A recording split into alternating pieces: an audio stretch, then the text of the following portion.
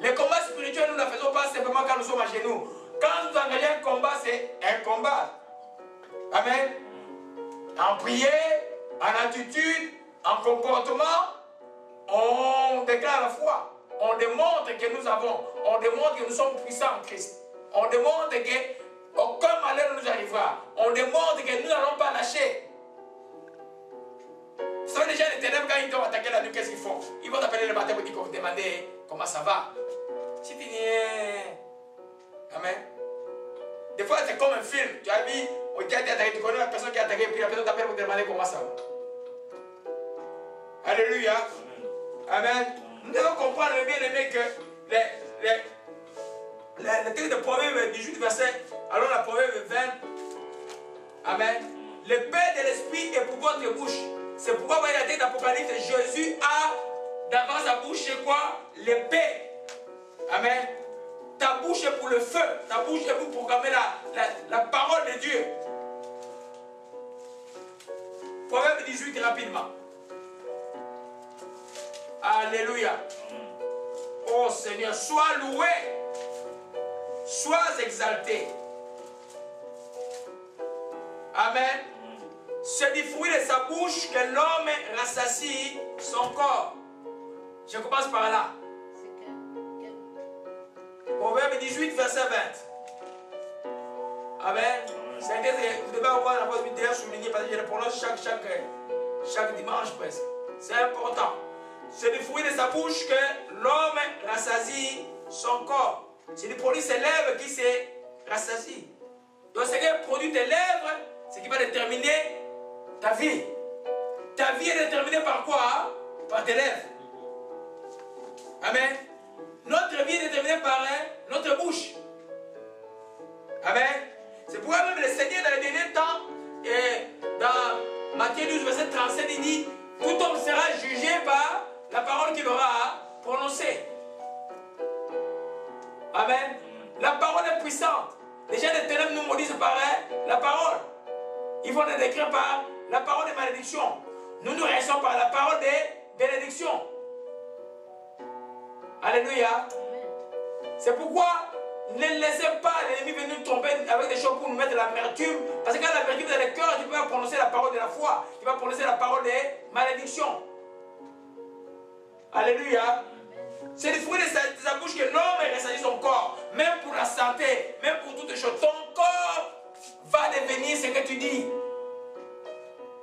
Quelqu'un m'a regardé une vidéo, il m'appelle et dit, mais tu es toujours aussi jeune, on dit de rien 30 ans. Je dis, mais parce que je ne connais pas la tristesse. Ne dis pas que je n'ai pas de problème, j'ai des problèmes très sérieux, mais la tristesse, je n'en veux pas. Amen. Amen. Je connais c'est quoi la joie du salut. Parce que quand il y a la révélation de la joie du salut, tout ne reste rien. Amen. Hier, quelqu'un m'a appelé pour une explication qui avait fait un article. Et qui a réalisé qu'il a article. Puis, en quelques minutes, je commençais à lui expliquer l'épidémiologie. Il dit, mais pourquoi tu restes encore à la maison? Pourquoi? Il dit, parce que est-ce que tu as compris, tu n'as pas rien compris. Amen.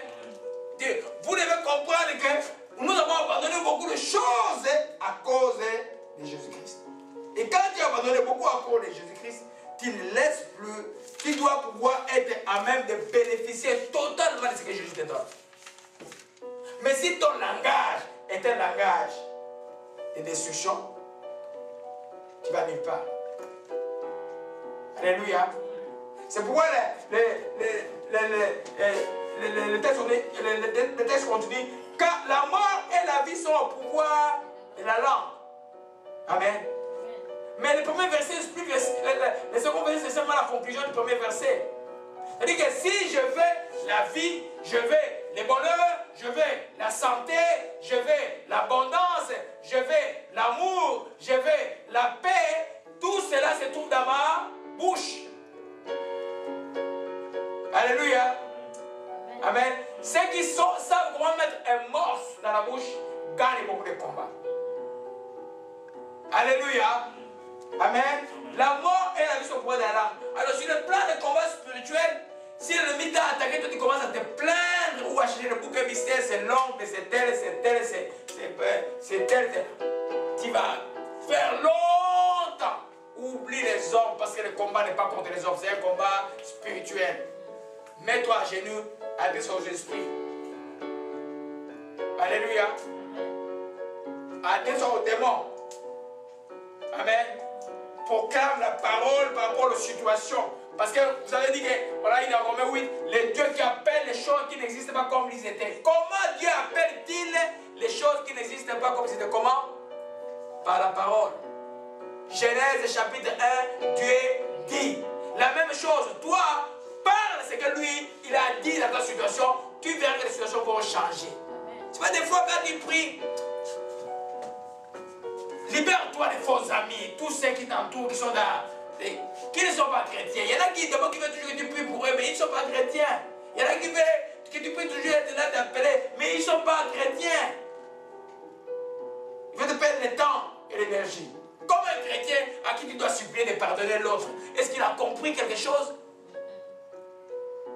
Est-ce qu'on peut supplier un chrétien pour qu'il pardonne l'autre? Parce que pardonner, c'est... Écoute, un chrétien, on dit qu'il perd le temps parce qu'il n'est pas chrétien.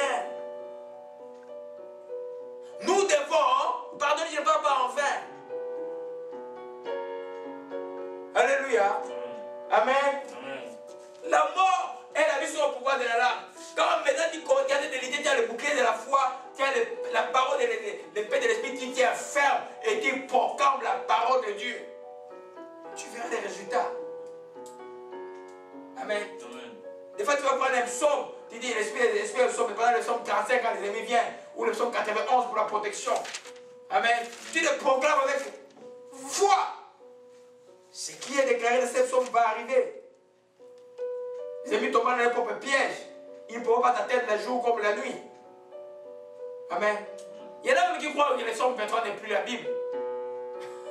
Parce qu'ils le connaissent par cœur. Tu n'as pas besoin de le connaître par cœur. Tu as besoin de croire avoir la révélation. C'est un psaume super. L'Éternel est mon berger, je ne manquerai de rien. Tu n'arrêtes point. Avec ça, là, simplement, tu peux gagner plein de combats. Parce que la parole reste la parole. Les gens vont vous tromper. Oh non, mémorisez tous les versets de la Bible. Écoute, si tu veux mémoriser tout de la Bible, mais si tu ne sais pas comment utiliser avec foi, il n'y a rien. Quelqu'un peut connaître un verset de la Bible qu'il utilise avec efficacité, il a les résultats. Je ne dis pas qu'il ne faut pas connaître toute la Bible. Je dis qu'il faut connaître la Bible. Mais n'entrez pas dans ce piège de dire d'enfler la Bible de la connaissance. Parce que la connaissance fait quoi? Enfle les cœurs de la Bible. Amen. Mais la révélation de la parole édifie et donne des résultats. Alléluia. Amen. Amen. Oh, que le nom de l'Éternel soit loué, mes bien-aimés. Amen. Alors c'est par là que nous allons terminer et on va continuer dimanche prochain avec, ça je voulais en parler aujourd'hui, malheureusement il n'y a pas de temps, avec les casques du salut. J'ai vu en vision un de mes amis, le dernier de mes amis qui n'était pas encore sauvé, je l'ai vu en vision avec un casque. Il dit, il aura ce casque-là, ne peut plus se casser. J'ai compris que Dieu l'a sauvé. Amen. Amen. Les casques du salut. As-tu les casques du salut? Comment peux-tu aller combattre l'ennemi si tu n'as pas les casques du salut? Si tu n'as pas l'identité. Tu n'es pas sûr de ton identité.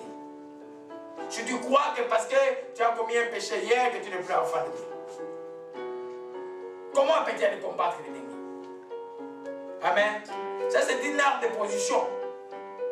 Amen. C'est lui qui est conscient de son salut et fort de la prière et ne les reculait jamais.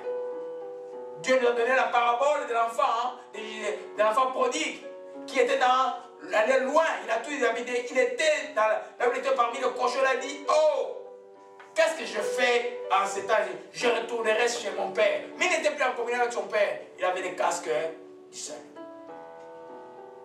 Alléluia. C'est ce que nous allons voir dimanche prochain. Éternel, nous bénissons ton Saint-Nom. Nous te rendons grâce pour que ce soit assouvi ce message ou ici ou le suit ailleurs au Père à travers le monde. Père, je bénis ton Saint-Nom dans ta bonté, dans ta miséricorde. Tu as déclaré que le combat que nous avons, c'est le combat de la foi. C'est que nous avons l'armure aujourd'hui que nous avons vue au Père de l'armure que nous a donné aujourd'hui, le bouclier de la foi. C'est que tu nous as donné aussi aujourd'hui au Père l'épée de l'esprit. marcher dans la foi. Aide-nous à utiliser avec fermeté l'épée de l'esprit en toutes circonstances. Laisse que notre bouche, ô Père, soit la bouche de la victoire, remplie de ta parole, Père de miséricorde. Laisse que la parole soit plantée dans nos cœurs pour que Seigneur, nous puissions prier enfin. Seigneur, que tout nom soit béni, manifester ta gloire et ta puissance dans nos vies, ô Père Céleste. Merci encore de bénir cette personne qui suit le message. Que ton nom soit béni et soit exalté. Au nom de Jésus-Christ, t'envoie ainsi prier. Amen. Amen. Amen. Jésus.